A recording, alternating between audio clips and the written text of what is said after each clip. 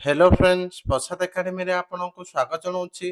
देखंतु आज आमे भिडियो रे गोटे इंपोर्टेंट टॉपिक ऊपर डिस्कशन करबा जोटा कि ओ ट्रिपल एससी रो कंबाइंड रिक्रूटमेंट 2025 रो एक्सपेक्टेड कट ऑफ विषय रे माने आरआई एआरआई अमीन एसएफएस आईसीडीएस सुपरवाइजर आर जो लिखित परीक्षा बे रिसेंटली सरीची तार आंसर की भी हमर 3 जुलाई रे आसेछि तार कट ऑफ केते जिबार संभावना रहउची।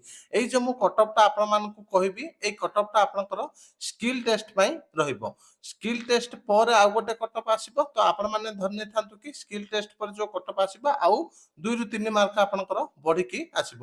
କିନ୍ତୁ ଏବେ ମୁଁ ଆପଣଙ୍କୁ କଟଅଫ୍ ଟା ଯୋଉ କହିବି ପାଖାପାଖି ଏଇ ଏତିକି ଯଦି ମାର୍କ ଆପଣଙ୍କର ରହୁଛି ତାହେଲେ ଆପଣଙ୍କର ସିଲେକ୍ସନ 100% ରହିବ।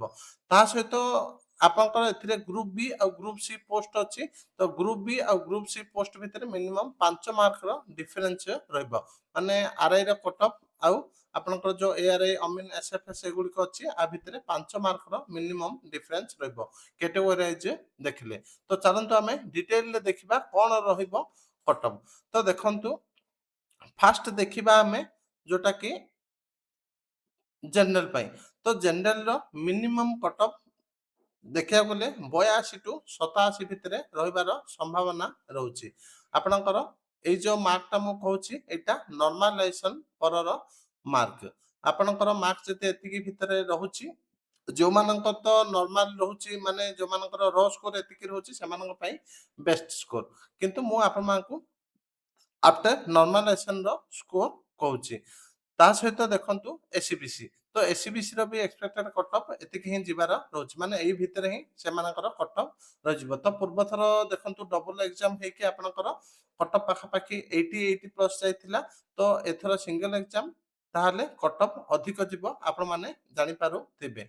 तापर देखंतु यूआर एससीबीसी फीमेल रो कट ऑफ देखिया गले 80 टू 85 भितरे रहबार संभावना रहउची। एटा होची नॉर्मलाइजेशन स्कोर। एससी रो देखंतु 75 टू 80 एसटी रो 55 टू 60 पीडब्ल्यूडी रो 65 टू 70 भितरे रहबार संभावना रहउची। तापर देखंतु बहुत पिला पचारछंती कि सर मोर एतिकी मार्क रहउची मोर केते केते कोन चांस रहउची। तो मु आपन मानको एटी गुटे सेफ स्कोर मार्क दे दिछि।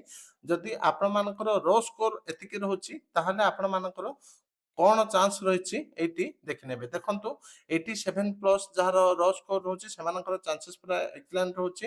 तापर 80 टू 85 जार रो स्कोर रोची सेमानकर हाई चांसेस रोची। 75 टू 80 भितर रोची जार गुड चांसेस।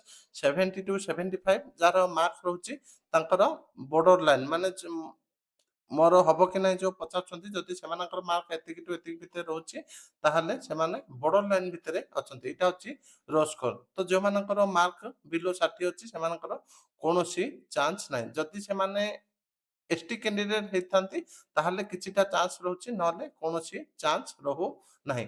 तो आपण मानकर ए मार्क टाकू धरि कि चलिबे तापर नॉर्मलाइजेशन मार्क होची एटा। तो एतिकी इंपोर्टेंट अपडेट थिला कट ऑफ को नै कि तो जो माने वेबसाइट रे कंप्यूटर कोर्स घरे रहि करिया पे चाहछंती एटी कांटेक्ट नंबर दे देछि ए नंबर को कांटेक्ट करि परिबे। Thank you.